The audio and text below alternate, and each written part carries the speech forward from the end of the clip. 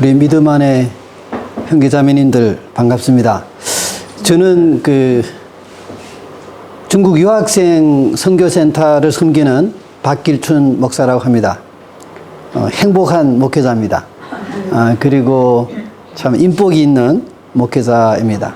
저는 제가 목회자로 산다는 것이 얼마나 행운인지, 이제 그것 때문에 하나님께 참 감사할 때가 많습니다. 어떤 분들은 이제 물어요. 이제 중국의 목회자들은 이제 무슨 조직이 없기 때문에 아무런 보장이 없어요. 뭐 은퇴해서 연금도 없고, 아무것도 없어요. 그리고 뭐 이 페이도 그렇게 많지가 않고, 이제 굉장히 검소하게 이제 살아야 돼요. 저는 거의 돈을 안 쓰는 사람이에요. 거의 안 쓴다고 보시면, 저를 위해서는. 예. 그런데 제가 그런 질문들을 가끔 받아요. 어떻게 사느냐? 앞으로 어떻게 살 것이냐? 저는 일단 즐거워요. 난 사는 게 너무 즐겁고, 너무 이제, 만약 목사가 직업이라면 제 직업에 대해서 너무나 난 만족하고 살기 때문에, 이것으로 저는 충분합니다. 만약 내가 이 목사로서가 즐겁지가 않으면 아무런 보장도 되어 있지 않고, 그 다음에 페이도 많지도 않고, 내가 무슨 정신 나간 사람이라고 내가 이 짓을 하겠습니까? 제가 그렇게 질문을 해요. 이제 오늘 여러분들과 나눌 이 주제는 예수님이 질문이라는 주제입니다. 보통 우리가 예수님이 답이다는 말을 많이 들었을 거예요. 근데 이제 예수님이 답이면 그 답 이전에 질문이 있어요. 그 전에 질문이 있어요. 예수님의 답은 우리가 어떤 질문에 대한 답이거든요. 근데 우리가 이제 살면서 보면은 예수님의 답이라는 말이 굉장히 공허하게 될 때가 많아요. 우리 삶과 괴리가 돼서, 우리의 삶은 아무런 그런 이제 역동력도 없고 변화도 없고, 그러면서도 우리가 교회 다니면서 계속 예수님이 답이다는 얘기를 하는 거로서 이제 우리가 이렇게 가리는 케이스가 종종 있는 것 같아요. 아인슈타인이라고 유명한 다 아는 분이 있지만, 그분이 이런 말을 했어요. 만약 인류가 마지막 1시간이 남았다면 어떻게 할 것이냐는 질문에 아인슈타인이 이렇게 답을 했어요. 만약 인류에게 1시간이라는 시간이 남아있다면 나는 50분을 이용해서 질문을 찾을 것이다. 그리고 10분을 활용해서 답을 찾을 것이다. 사실 질문이 나오면, 질문이 바로 되면 답은 나오게 돼 있어요. 예. 제가 왜 오늘 좀 약간 이상한 제목으로 했냐면은, 제 인생의 초기에 이제 성경을 읽다가 창세기 3장 9절에 여호와 하나님이 이제 아담을 찾아와서 질문을 합니다.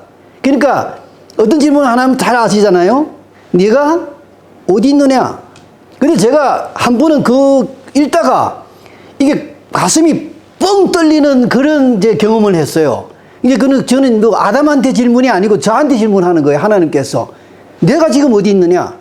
하나님이 이렇게, 제 공간적으로 위치에 어디에 있느냐 묻는 것이 아니고, 네 인생의 삶에서 어디에서 오고 어디로 가는데, 그러면 지금 현존의 위치가 어디에 있느냐? 하나님과의 관계는 어떤 관계에 지금 있느냐 하는 질문으로 저는 들렸어요. 그게 제 인생에서는 굉장히 중요한 하나의 이제 계기가 됐는데, 하나님께서 너는 지금 어디 있느냐? 그리고 제 지금까지 살아오면서 제 인생의 고비고비마다 그 질문을 하나님께서 저한테 하셨어요. 그래서 계속 제 궤도를 이제 수정했거든요. 그것이 하나님께서 인간과의 대화의 첫 두 번은 다 질문이에요. 3장 우리가 9절에 네가 어디 있느냐? 그리고 4장 9절에 네 아우 아벨은 어디 있느냐? 하고 하잖아요. 그죠? 예. 그러니까 내 이웃이 어디 있느냐? 너에게 다른 사람은 어떤 존재냐? 다른 사람과의 관계 속의 질문과 하나님과의 관계 속의 질문을 가지고 창세기는 사실 시작이 됩니다.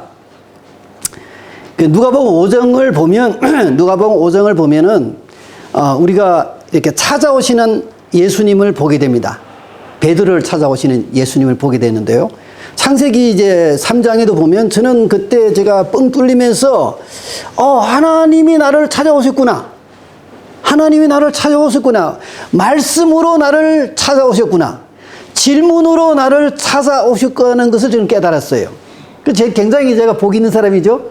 예, 저는 하나님의 음성을 그렇게 들었거든요. 예, 네가 어디 있느냐? 그리고 저한테 하나님 나를 찾아오셨구나. 누가복음 5장에는 예수님이 이제 그 베드로를 찾아가요. 누가복음 5장에 베드로가 밤새 이제 고기를 잡았는데 고기 못 잡았어요. 못 잡고 막 아주 허탈해 있는데 우리가 시대의 소망을 보면 그렇게 기록이 되어 있더라고요.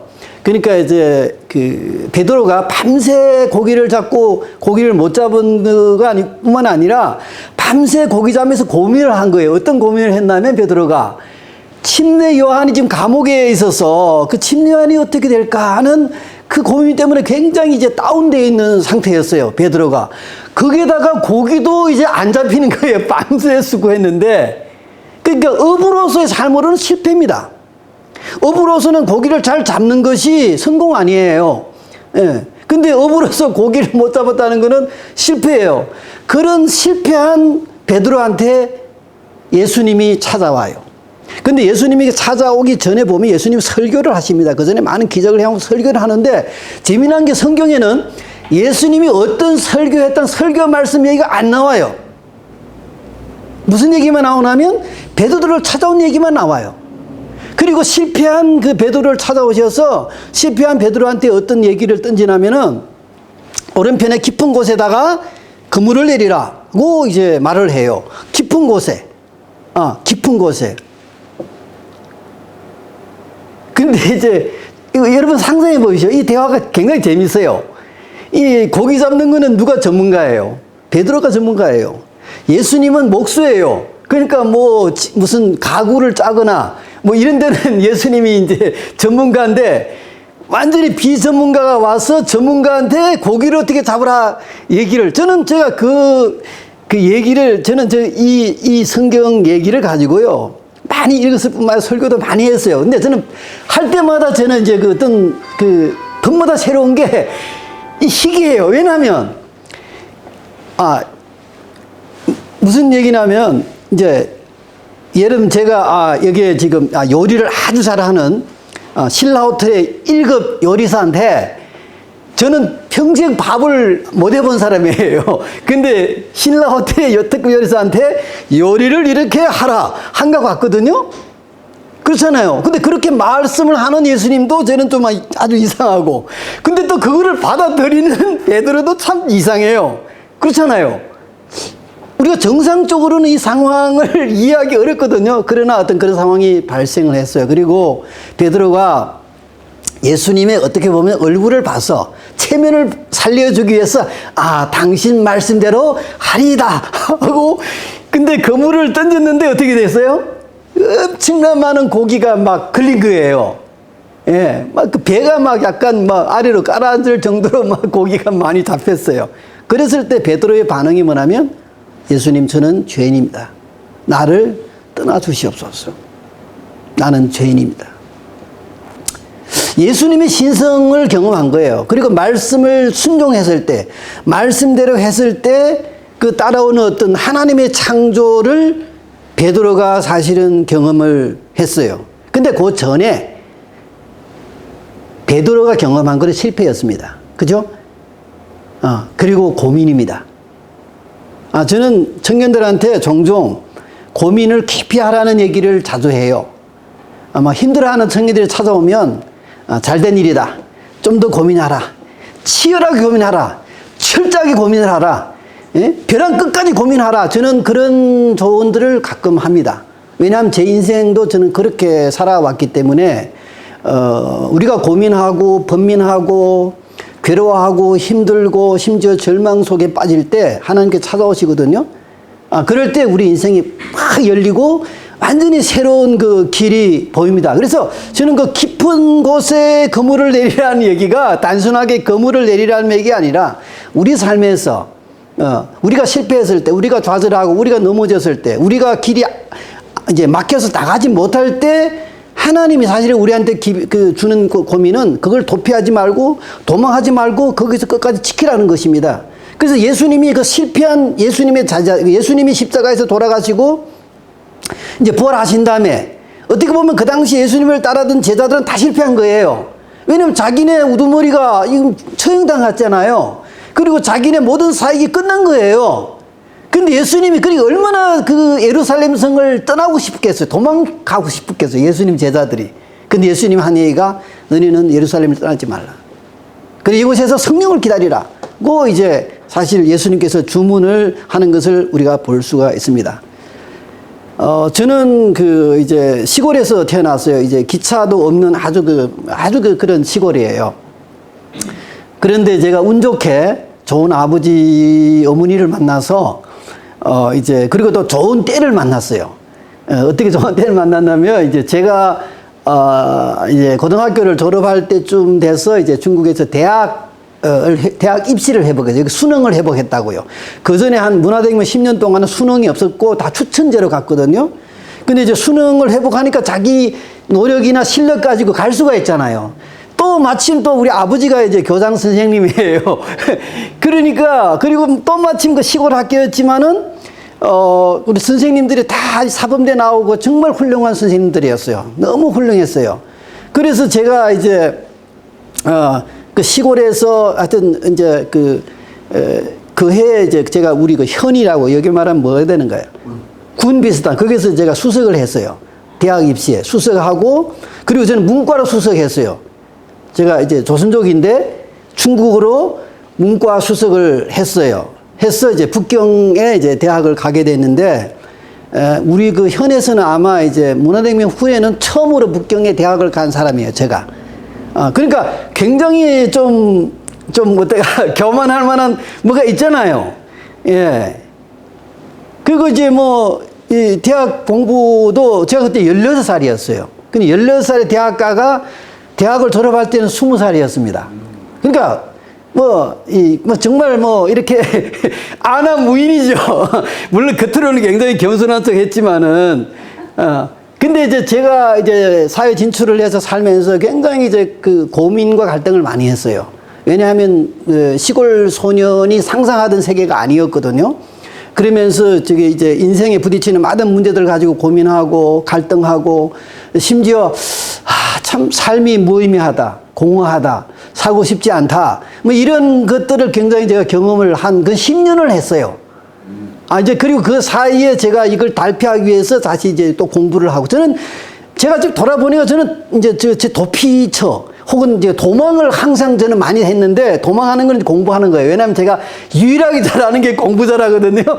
그러면 이제 힘들면 이제 공부하는 쪽으로. 그래서 다시 대학원 시험을 봐서 이제 제가 대학원에 들어가고 다시 대학원 졸업하고 이제 대학교에 남아서 이제 가르치게 됐는데 어떤 사건이 하나 있었는데 저는 이제 어느 하루는 제가 그때는 이제 술을 제가 많이 했어요.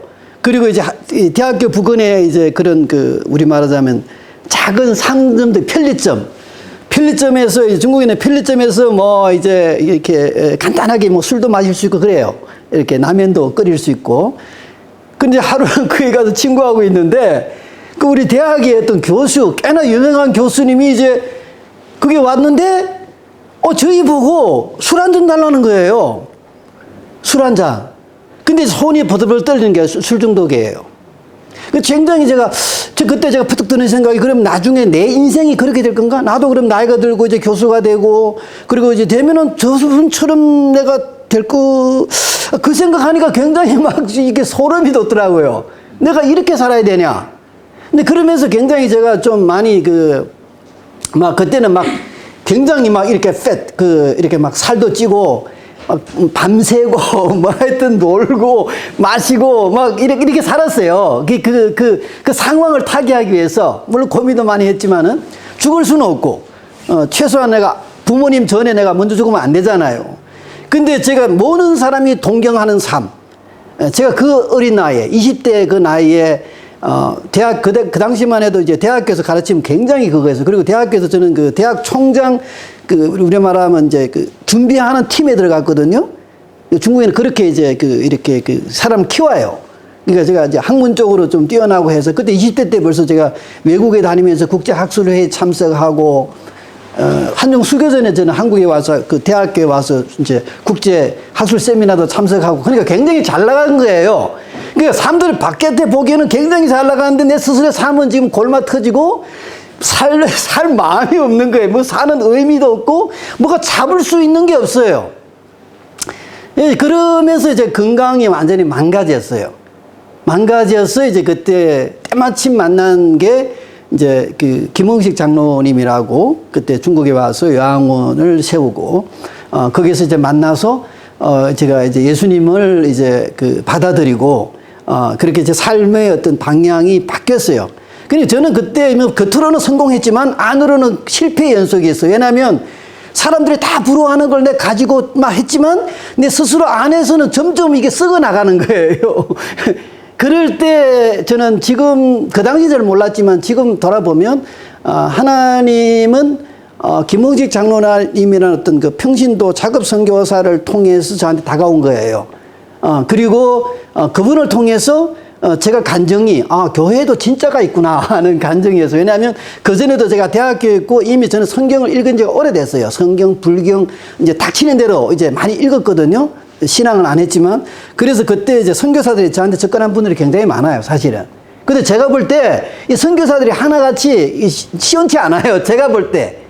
예, 헛된 소리나 하고. 그래서 내가 이제 뭐 좀 이제 면박도 주고 많이 그러는데 김홍식 장로님과 그 요양원을 통해서 그 뭐 사실은 설교도 보통이고 키도 그리 크지 않고 그 다음에 뭐 이 경상도들이 좀 뚝뚝하잖아요. 좀 뚝뚝한 편이고 저도 좀 뚝뚝하고 이제 그런데 어쨌든 같이 이제 요양원에서 먹고 또 얘기 나누고 같이 운동하고 하면서 참 편해했어요. 그때 요양원이 참 편했어요. 천국 같았어요. 이렇게 편한 곳도 있구나.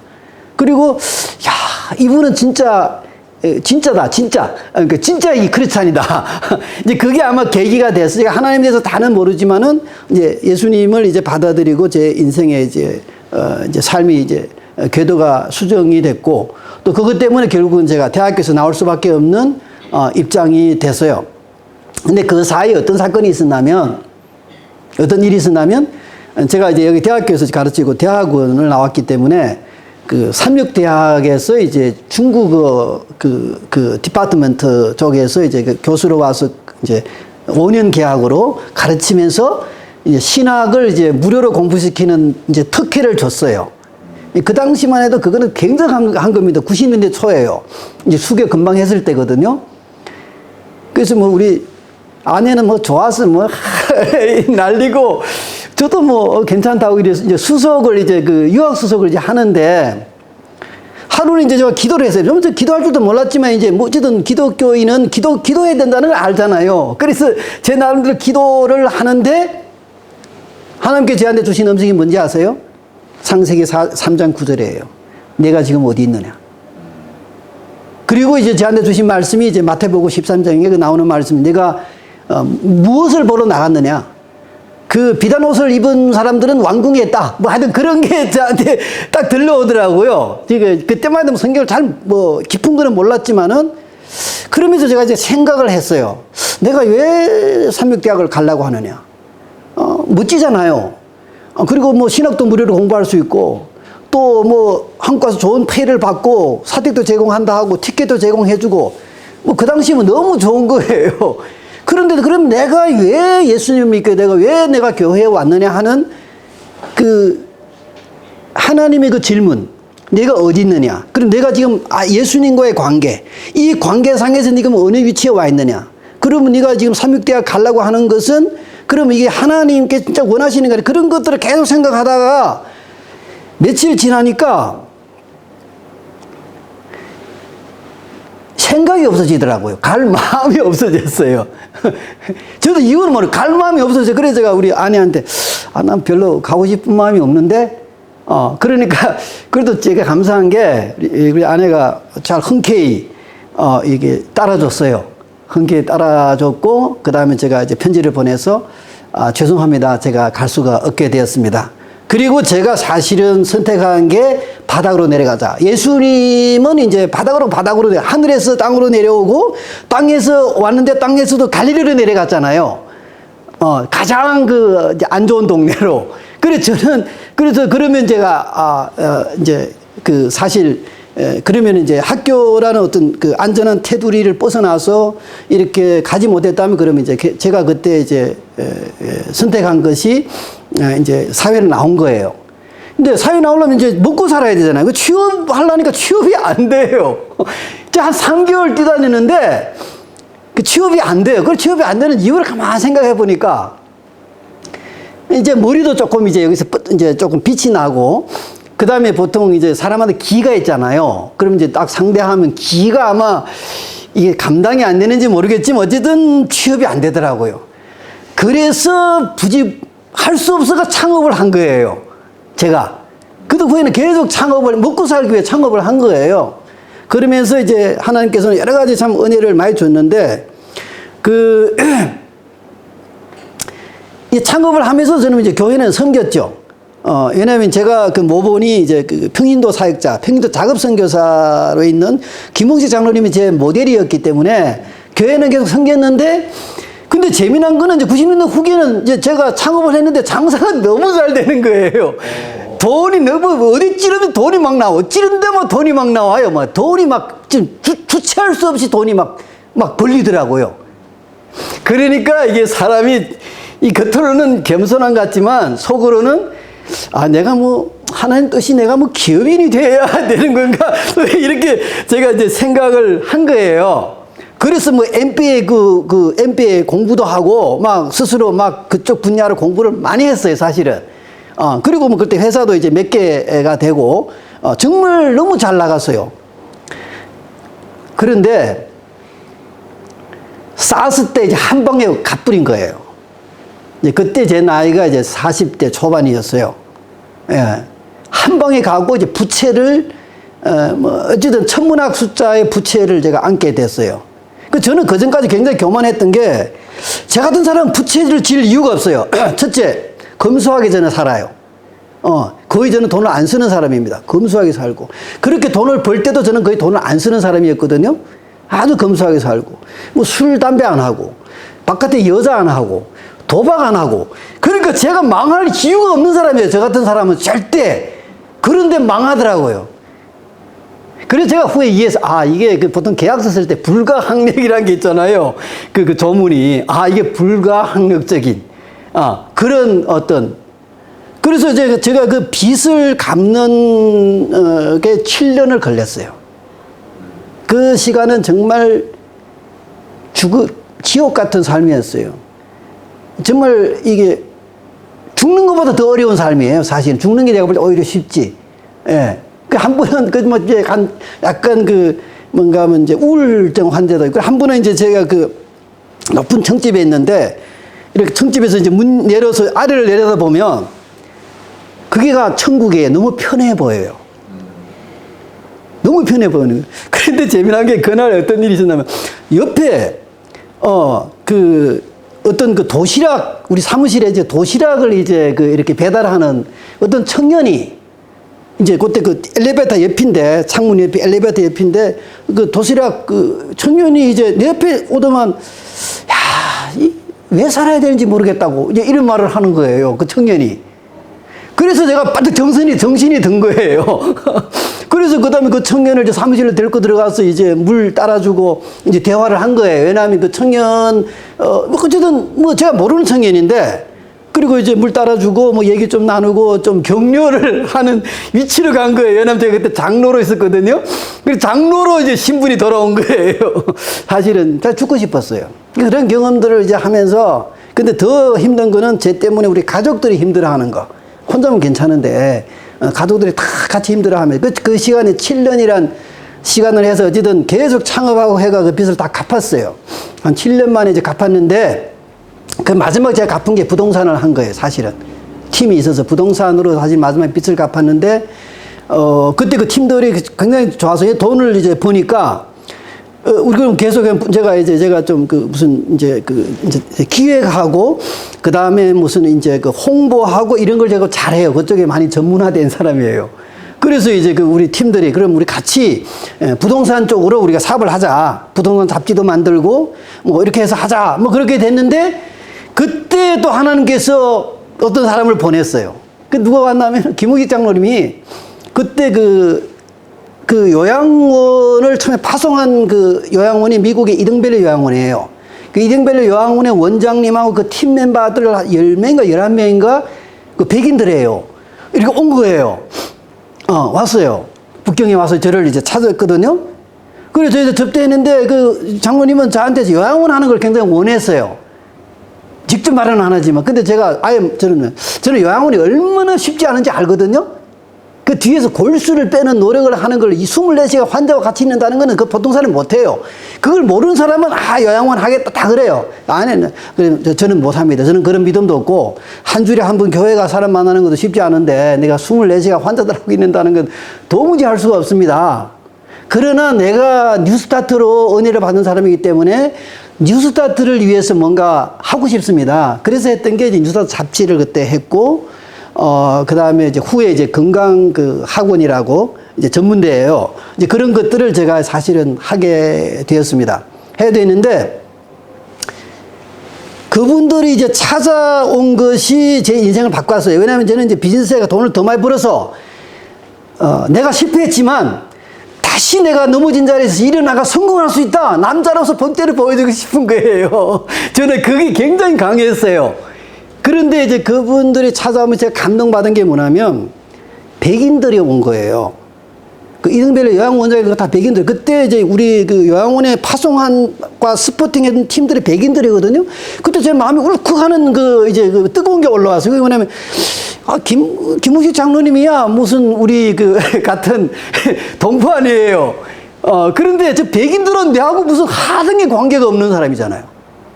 하등의 관계가 없는 사람이 그동안 우리를 스포팅 해주고 또 그것 때문에 제가 복음을 받아들이고 제가 건강을 회복하고 새로운 삶을 살게 됐다는 그 은혜를 생각했을 때 정말 너무나 감사하더라고요. 그러면서 제가 장로님이 이제 요양원을 하기를 원했을 때 제가 그거는 못하지만 제가 옆에서 사이드에서 돕겠습니다 하는 쪽으로 해서 하면서 그 다음에 비즈니스에서 이쪽 완전히 사실은 하나님 사역하는 쪽으로 돌아서게 되고 그 길에서 이제 목사 안수까지 받게 됐습니다. 사실은. 그러니까 하나님은 항상 제가 가다 보면 이게 어쨌든 하나님 계속 조정해 주는 거예요. 저는 사실 제가 가고 싶은 길이 있잖아요. 근데 하나님 나를 끌고 가고 싶은 길이 있는 거예요. 예, 있는 거예요. 그래서 이제 안수를 받을 때 사실은, 중국에서 안수 받기가 어려워요.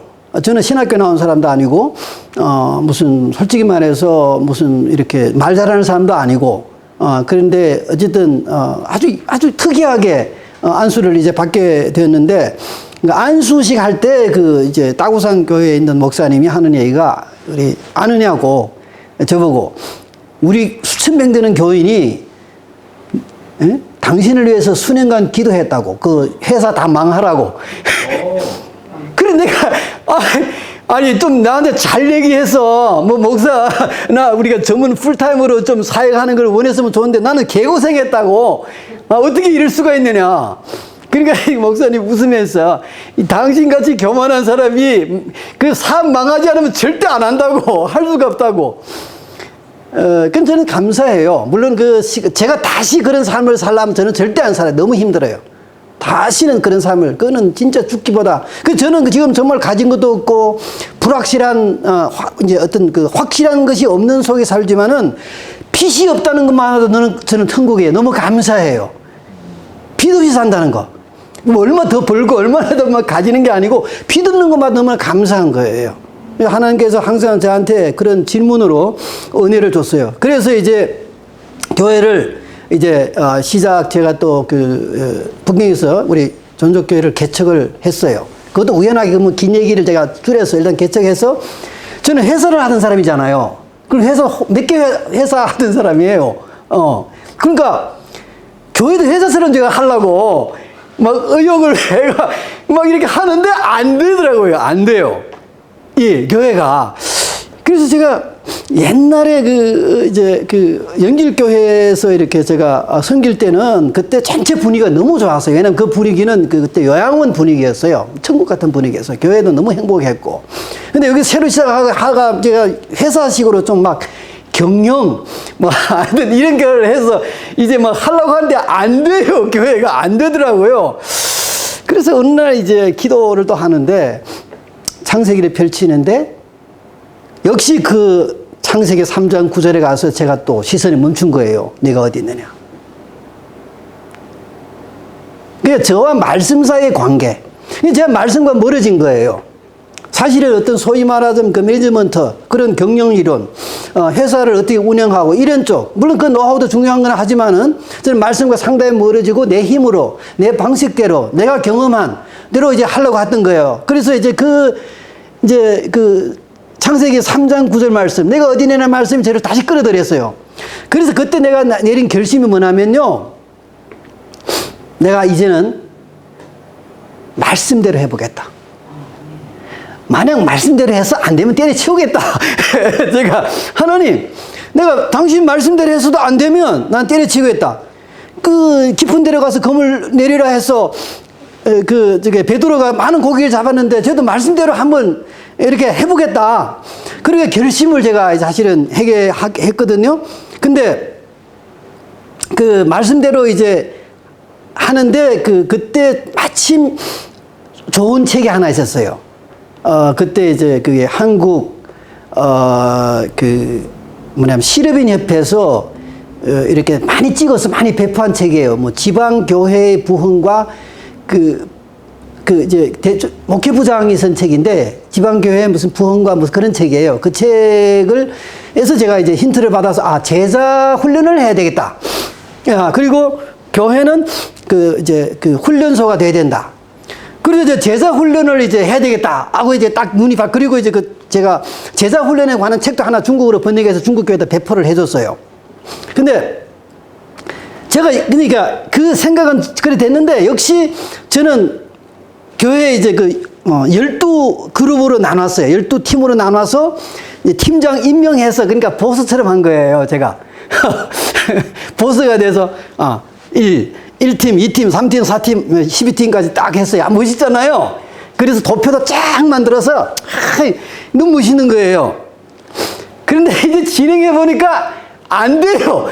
또 실패해요, 실패. 또 실패해요. 그 중에 이제 한 팀이 괜찮았는데 다른 팀은 뭐 이제 허지부지해지고 한 팀이 살아서 돌아가는데 그 팀의 그 팀장은 굉장히 외과에서 하던 분인데 굉장히 똑똑한 분이에요. 근데 그 안에 또 기가 센 어떤 이제 회사 크게 하는 사모님이 있었어요. 하루는 그 팀이 모이다가 대판 싸움이 붙은 거예요. 그래서 이제 저를 찾아서 이거 어떻게 하겠냐고. 그래 제가 찾아가서 그 기가 센 회사 이제 사장하는 아주 대빵이 있어요. 찾아가서 제가 빌었어요. 죄송합니다. 죄송합니다. 무조건 죄송합니다. 빌고 진짜 손발 싹싹 빌었어요. 저는 기질이 안 그런데 어떻게 그때는 또 그렇게 했어요. 그러면서 이제 그 팀은 그대로 이제 살아서 돌아갔는데 내린 결론은 실패입니다. 그래서 내가 왜 실패했냐? 근데 또 이제 깊은 또 이제 고민을 한 거예요, 제가. 사실은 제가 고민을 엄청 많이 했어요. 생각도 많이 하고. 그러면서 이제 그런 고민을 가지고 제가 하나님께 질문을 한 거예요. 오늘 우리가 예수님이 질문이라는 얘기는요, 우리가 질문을 할 때, 제대로 된 질문을 할 때 하나님께서 답이 되십니다. 예수님이 우리에게 답이 되십니다. 우리가 제대로 된 질문을 안 하면 예수님 우리한테 답이라는 건 공허한 거거든요. 그러면서 제가 더 얻은 답이 뭐냐면, 니는 왜 회피하냐? 니가 왜 직접 안 하냐?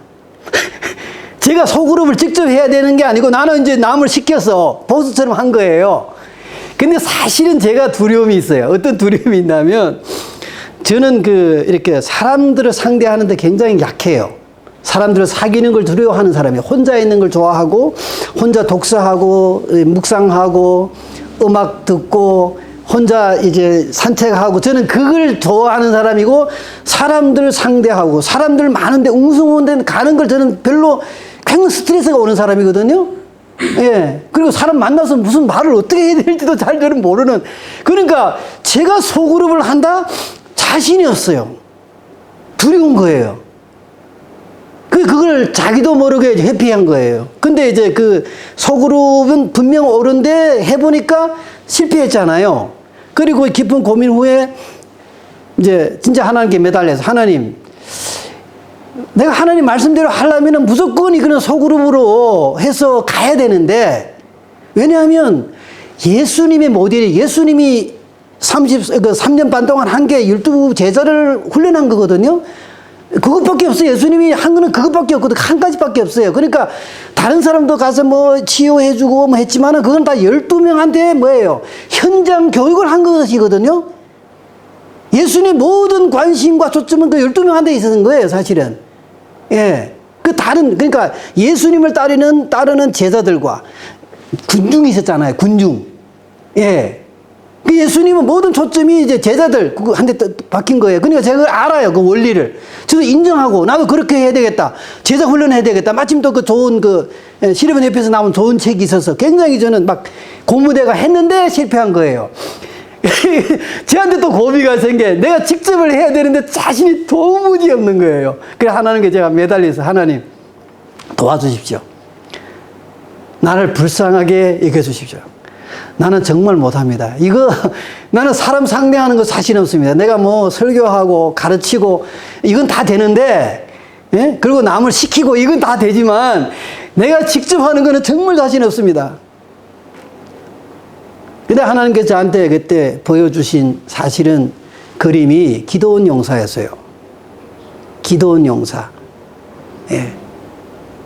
그래서 이제 그 기도원 용사의 스토리에서 제가 힘을 얻고 직접 소그룹을 만들었어요. 그래서 이제 소그룹을 그때 이제 제가 이제 어떤 잡지나 이런 쪽을 잘 만들어요. 그쪽에 이제 좀 전문이다 보니까. 그래서 우리가 그러니까 성경 가라사대라는 성경설이라는 작은 32절짜리 책자를 만들었어요. 이제 매일마다 이제 말씀으로 이제 우리가 수련하는 그런 책자를, 잡지를 이제 월간지로 이제 만들었는데 그 팀을 그때 7명인가 해서 이제 팀을 이제 만들어서 안식일 날 우리가 예배 드리고 오후에 또 행사하고 저녁에 이제 남아서 같이 저녁 먹고 이제 그거 가지고 이제 요 팀이 계속 이제 같이 움직였었어요. 그리고 그 팀이 사실은 지금 모든 교회에 지금 이제 기둥들이 됐거든요. 그리고 그 팀을 기반으로 해서 그때 훈련 시작한 게 기도원 용사라는 훈련이에요. 그래서 제가 사실은 목사 안수받고 지금까지 해온 사역은 청년 훈련입니다. 청년 훈련은 이제 훈련 우리 이름이 이제 기도원 광야, 한국말로 이제 기도원 광야 학교라고, 선지자 학교, 소위 말해서. 그래서 이제 기도원이 지금 이제 하여튼 200여 명이 이제 배출이 됐는데, 사실은 이제 제가 한번 통계를 해봤어요. 90% 이상이 다 교회 지금 잔류했어요. 안 떠나서 청년들이. 그리고 이제 뭐 교회 지도자 된 청년들도 많이 있고, 근데 그 과정에 우리가 이제 동기부여를 해서 우리가 기도훈련을 하는데 우리는 이제 돈을 받아요.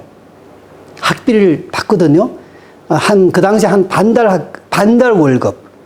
그리고 이제 나중에 훈련 과정에 돈을 쓰는 훈련을 우리는 굉장히 많이 해요. 청직 훈련 중에 뭐 11조만 내는 게 아니고 다른 사람을 위해서 돈 쓰는 거. 그러니까 다 밥 사주고 구도자들 선물 사주고 뭐 이런 거. 이제 그렇게 해서 또 그래 되면 한 1년 딱 우리가 1년을 하는데 1년 하면 한 달 월급이 나가야 돼요. 굉장히 강해요. 그리고 뭐 우리가 청년들이 보통 대학 나오고 이제 화이트 칼라들인데 직장 일하는 거는 뭐 출장도 하고 해야 되잖아요. 근데 이제 우리가 어느 정도 엄격했냐면 절대 빠지면 안 돼요. 한 번 빠져도 퇴출입니다. 그래서 실제 그 당시에 청년들 중에 이 1년 훈련에 참석하기 위해서 직장을 바꾼 청년들이 많아요. 여러 번 바꾼 청년들. 왜냐면 회사는 출장 가라는데 출장 가면 여기 출장 못 하잖아요. 그럼 회사 정리. 그리고 또 회사 다시 찾고. 하여튼 그런 정도로 저는 하나님이 정말 우리가 헌신했을 때 주는 축복을 저는 경험을 했어요. 10여 년 동안. 지금 그래서 저는 정말 행복한 목회자다. 너무 신나고 너무 좋다는 얘기를 그래서 하는 거예요. 그리고 저는 청년들이 변화하는 모습을 보면은 정말 행복한 게 돈 버는 게 정말 행복하거든요. 돈 만지는 게 정말 행복해요. 근데 나는 청년들이 변하는 거 봤을 때 돈 만지는 그 행복보다 그 짜릿함보다 더 짜릿한 걸 저는 경험을 해요. 그렇기 때문에 야, 이게 내 천직이다는 걸 저는 확신하는 거예요.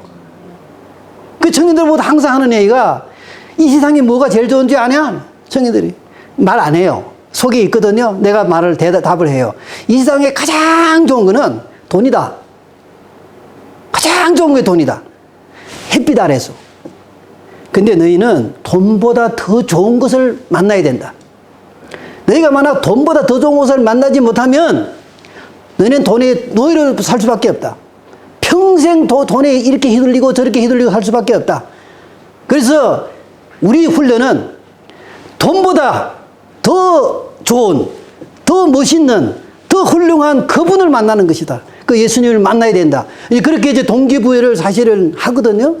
그래서 저는 저 자신이 이제 그런 경험을 했기 때문에 너무 좋은 거예요.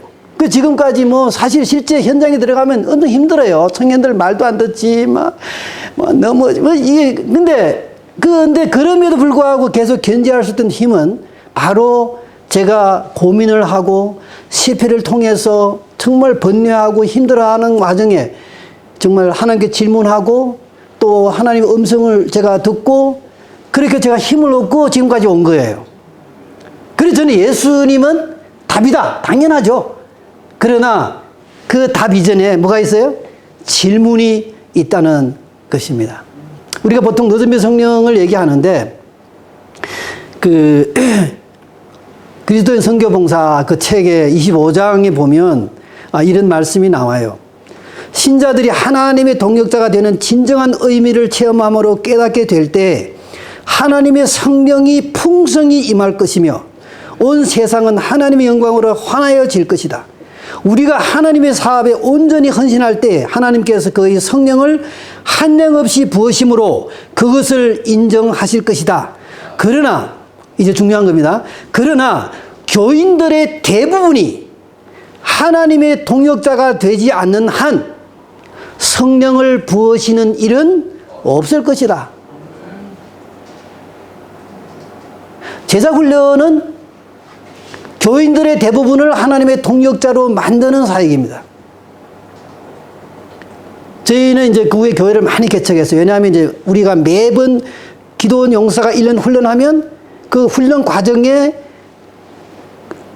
들어가는 게 교회 개척이에요. 훈련 끝나고 나서 교회 개척이 아니고, 그리고 이제 말씀대로, 우리가 정말 가장 비싼 데서도 이제 북경에 보면 이제 고모라고 여기 말해 강남 같은데 우리 재림교회가 없어요.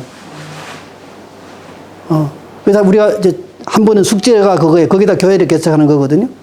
근데 숙제에 좀 구체적으로 들어가면 돈 없이 개척하는 거다. 근데 청년들은 우리가 생각밖에 막 끌어번져요.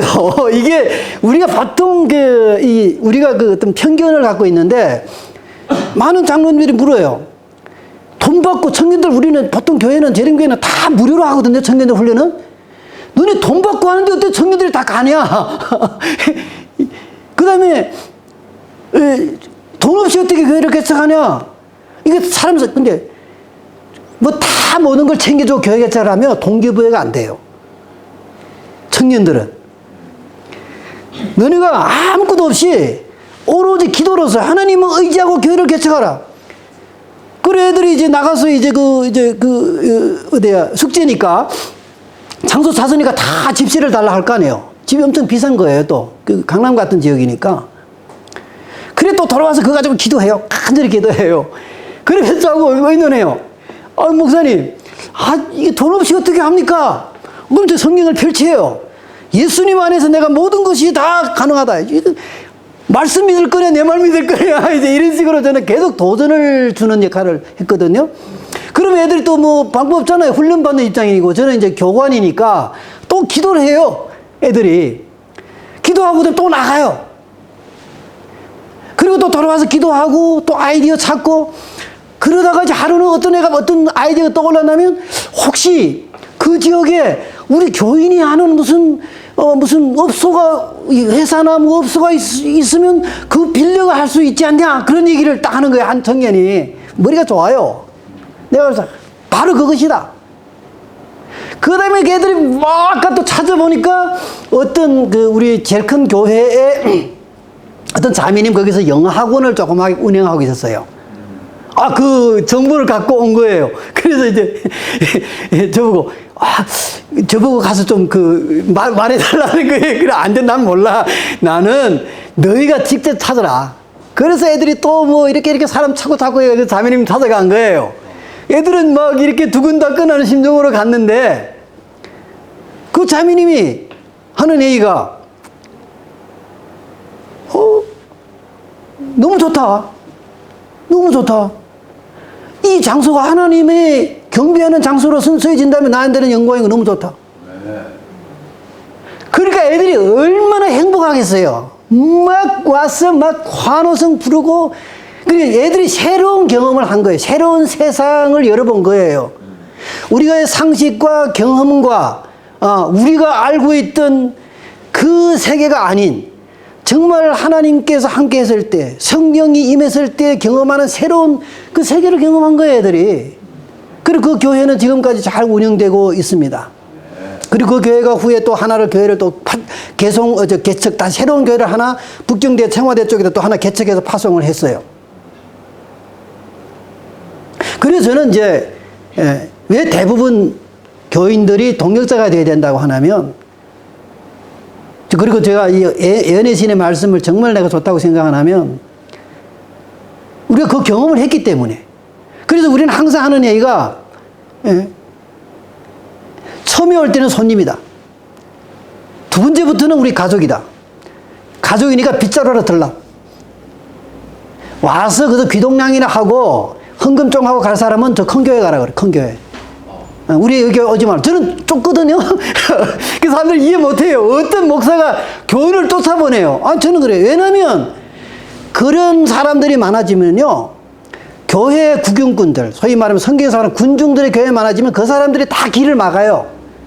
새로 오는 사람들이 그런 사람들한테 다 막혀요. 예. 그게 그 교회 정원에도 나오거든요.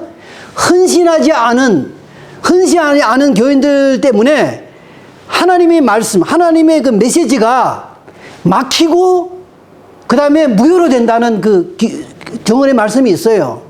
실제 현장이 그렇거든요. 그래서 쫓아보내요. 제가 목회자라서 왜 교인들을 그러고 싶지 않겠어요. 근데 우리가 말씀을 알고 원리를 알고 이런 말씀 원리대로 따라가서 경험을 할 때는 쫓아보낼 수가 있습니다. 저는 이제 최근에 작년에도 어떤 청년을 하나 쫓았거든요. 이 청년이 이 교회 갔다 저 교회 갔다 해요. 그래서 하루는 제가 불렀어요. 야, 너 확실하게 정하라. 한 교회. 확실하게 한 교회에다가 너가 위탁하라. 자기를. 소속되라. 만약 네가 왔다 갔다 하려면 오지 마. 그 교회 가. 여기 안 와요, 지금. 안 와요.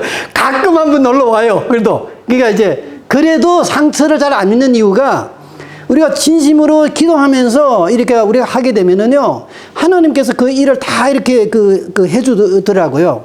그래서 저는 오늘, 정말, 이 예수님이 질문이다 하는 이제 말씀으로 제가 사실 간증을 많이 했는데, 지금 우리 교회가, 사실은 상당히 위기입니다. 이제 정말 잠들어 있고, 군중들로 가득 차 있어요. 구경꾼들로 가득 차 있고, 교회는 이제 변질이 많이 돼서, 제자형 교회가 아니고, 지금은 많이 어떻게 말하면, 이 훈련소인데, 교회가 지금 많이 어떤 무슨 대형 백화점 같이 지금 되고 있어요. 그래서 교회도 좀 더 커야 된다. 대형 백화점 가면은 뭐 영화도 보고 음식도 먹고 물건도 사고 애들도 놀고 뭐 이렇게 지금 가잖아요, 교회들이. 그러니까 교회는 소비하는 장소가 되고, 목회자들은 종교 제품을 공급하는 어떤 공급자가 되고, 그러니까 공급과 수요, 완전히 자본주의 윤리로 돌아가는 곳으로 지금 변질되고 있어요. 특별히 이제 우리 그 도시교회들은 그렇게 되고 있습니다. 그래서 참 다시 한번 우리가 정말 예수님에게 와서 우리가 다시 한번 질문이 필요합니다. 왜 오늘날 우리 교회는 청년들이 없느냐? 왜 오늘날 우리 청년들은 어린이들이 없느냐? 왜 오늘날 우리 교회는 점점점 위축되고 있느냐? 이것이 단순히 뭐 이제 지금 기독교 전체가 지금 흐름이 그렇게 가고 있는데, 그것만은 아니다 이거예요. 그런 중에도 지금 부흥하는 교회들을 보면은요, 제자 훈련을 철저하게 하는 교회들이에요. 예. 그거는, 그러니까 예수님 사역 보면요, 한 가지 사역밖에 안 했어요. 예수님 사역은. 그 한 가지 사역은 12제자를 키운 거거든요. 그 모든 환경과 상황과 모든 걸 통해서 그 12명을 키워갖고 그 12명이 이제 성령을 받았을 때 신약교회가 탄생하고 새로운 역사가 시작이 된 것이거든요. 그 저는 지금도 뭐 이제 시간을 줄여야 되겠는데, 그 후에도 저는 실패를 많이 했어요. 왜냐하면 이제 말씀대로 가지만 계속 또 욕심이란 게 생기잖아요.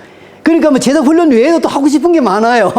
저는 제자 훈련 외에도. 그러면 이제 제자 훈련 외에도 이것저것 이제 하고, 그러다 보면 이제 또 이게 제자 훈련이 약해지고, 그러더라고요. 그러면 이제 전체 동력이 떨어지고, 그러면 이제 다시 이제 돌아오고, 그러면서 이제, 진짜 최근에 와서 제가 다시 한번 이제 주님께, 이제, 이렇게 정말, 말씀드린 것이 뭐냐면, 하나님, 이제 하나만 하겠습니다. 하나만 하고 다른 거 다 정리하겠습니다. 하나만. 오로지 그 사람, 오로지 그 사람 키우는 일, 오로지 제자 키우는 일, 그것만 하겠습니다. 그리고 제가 이제 중국에 있는 교회나 이곳에 있는 교회한테 제가 던지는 질문은, 이제 새해 계획을 하잖아요. 새해 계획을 할 때, 우리 교회가 만약 금년에 한 가지 일만 한다면 어떤 일을 하겠느냐? 그걸 찾자. 그래서 토론하고 기도하고 그렇게 해서 찾아가요. 그 한 가지 일. 그리고 어떤 날, 어떻게 한 가지 일만 하겠냐? 이것도 뭐 교회 상황이 이런데. 그러면 제가 그래요. 최대 3가지. 왜냐하면 옛날에요, 제가 이 한국어를 하니까 한국 교회 그 교회 계획서란 게 있잖아요. 그 처음에 받았을 때 이게 두껍고 너무 좋아요, 그게. 1년 계획이 쫙 돼 있잖아요. 그 제가 만들어 봤어요. 한 2년 만들어 봤거든요. 또 그런 거 잘 만들거든요. 이래 두껍게. 무섭게 계획을 해요. 착착착착착. 보면 너무나 이게 너무나 좋아요. 근데 제가 한 2년 해보니까 그들에 되는 게 하나도 없어요. 욕심이에요, 욕심. 큰 교회는 모르겠는데, 특별히 같이 우리가 작은 교회들은 안 되더라고요. 그래서 이제 정리하고, 그래서 계속 살을 빼는, 이게 아주 많은 일을 하고 싶은 욕심에서 하나님 말씀으로 돌아와서 계속 질문하는 게, 왜 그러면 교회가 지금 안 되냐?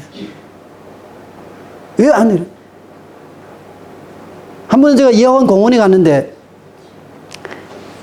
그 이화원 공원이라고 있어요. 유명한 옛날에 청나라 자이가 만든 공원이에요. 그 호수인데 빵 부스러기를 던졌어요. 이 건붕어들이 쫙 몰려오는 거예요. 근데 저는 그걸 보면서 굉장히 자괴감을 느낀 게, 우리가 교회에서 전하는 말씀은 성경의 말씀이고 하나님의 말씀이고 천지 창조한 말씀인데, 왜 교회는 하나님 말씀이 계속 선포되는데 사람이 구름대처럼 몰려들지 않냐? 이제 그전에는 성경 설교를 잘하려고 많이 노력했어요, 사실은. 왜냐하면 이것도 전문직이니까, 성경 기술자가 되려고 제가 노력을 많이 했거든요. 근데 그게 아니에요. 한 번 어떤 사람이 왔는데, 나는 우리 박 목사님 설교 좋아서 멀리서 왔다고. 나중에 보니까 제가 설교 들으러 온 게 아니고 무슨 얘한테 부탁할 일이 온 거예요. 그러면서 제가, 역시, 우리가 지금 너무 많은 일을 하고, 이것저것 하고, 이거 하면 된다, 저거 다 변종만 두드리는 거예요. 진짜 예수님이 한 그 본체, 예수님이 3년 반 동안 오로지 그 한 가지 일에 몰두했던 일, 제자 훈련, 사람을 키우고, 사람을 부르고, 사람을 세우고, 사람을 남기는 일. 그 일만이 정말 우리 교회를 다시 한번, 정말 우리가 다시 한번 오순절의 성령의 경험과 신학교회가 정말 하루에 3,000명 침례받는 그런 경험들을 할 수 있는 그런 길이지 않겠냐 하는 그 확신을 하나님께 저한테, 사실 이제는 한 분이 아니고 여러 분 주면서, 옛날에는 그 확신 갖고도 계속 욕심이 있었어요. 그 욕심을 계속 잘라나는 일을 이제 지금 하고 있는 중입니다. 아무쪼록 저도 이런 말씀을 통해서 사실은 제가 저한테 지금 들으라고 하는 얘기도 많아요.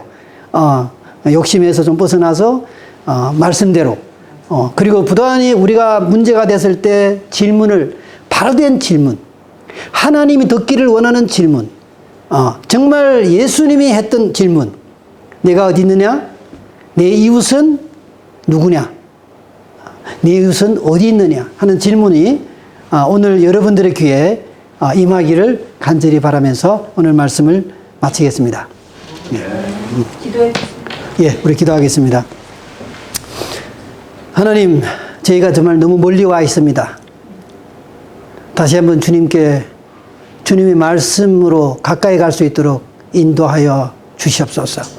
인간이 만든 많은 이론, 또 교회가 가진 여러 가지 전통, 또 신학적인 정말 깊은 오묘한 그러한 지식들, 그것들이 다 좋을 수 있지만 오늘날 우리 하나님의 말씀이 다시 한번 우리 교회에서 올바른 권위를 가질 수 있도록 성령님 함께하여 주시옵소서.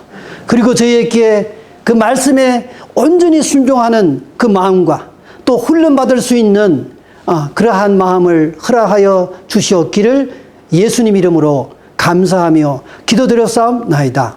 아멘.